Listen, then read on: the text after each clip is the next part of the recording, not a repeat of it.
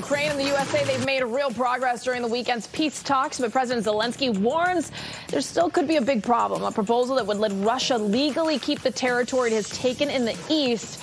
It all comes as President Trump pushes for a deal to end the war by Thanksgiving and considers inviting Zelensky back to D.C. We've got Strategic Director for Concerned Veterans for America, John Byrnes, with more. It doesn't quite sound like everyone's on board here, but the U.S. is really pushing for this to be done by Thursday. What do you make of all the comments by all the parties involved, John? Well, it'd be great to see this by Thursday, Marina. It'd be fantastic. Obviously, Concerned Veterans for America has been an advocate for peace in this situation for a long time. Clearly, it's going to be disappointing to folks like Zelensky and those here in the United States who've been pushing for prolonging the war, hoping to get a better deal for him and the Ukrainians. But it really, the calculus is just against those folks. So the sooner we get to peace, really, the better it's going to be. Any chance that Zelensky agrees to the eastern part there that's already been taken by Russia to allow it to stay Russian? It's going to be a bone of contention as these negotiations continue. It's probably going to be the one thing that may keep this from being a peace agreement before Thursday. But the facts are pretty stark on the ground. There's only 4 real permutations that can happen. One is that Ukraine is either overrun or outright surrenders.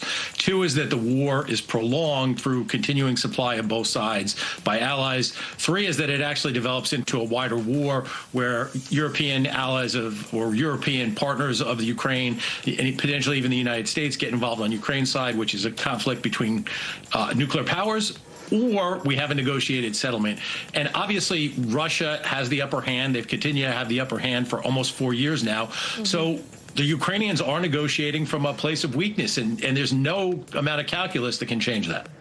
You see the last piece there, no NATO membership for Ukraine, which, again, has been something that Russia has said from the beginning. They cannot enter NATO, but Ukraine clearly wants, as a lot of Western Europe has sought to join, and even those that are approaching Eastern Europe as well. John, is that also a deal breaker, or at this point, do you think that Ukraine is going to have to let that go? I don't see a peace deal that allows that on the Russian side. I think that probably will be accepted by the Ukrainians, thinking that maybe somewhere down the road they can change that calculus, they can change that that situation. Potentially, I mean, you never know what's going to happen. I don't see that happening either because, first of all, it takes a unanimous consent deal. Every nation in NATO has to agree to a new member. And just the threat of a new invasion from Russia while that process was going on would probably be enough to stop it.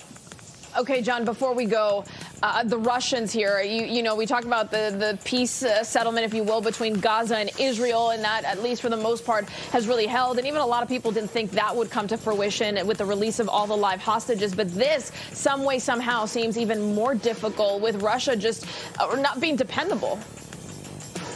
Russia's undependable. Putin's undependable. He's a bad man. Don't want to change that.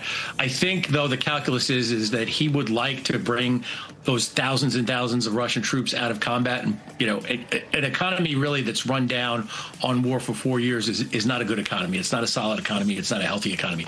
On the Ukrainian side, if they have to give up territory, they're not going to be happy about it. But the same thing, the chance to rebuild, to stop the war, to get back children, to get families reunited is probably a good thing. Again, peace, from our perspective, peace is always better. We'll see how this shakes out. We'll see if it can be done in the next 4 days here. John, good to talk to you. Thank you for the update. Thank you.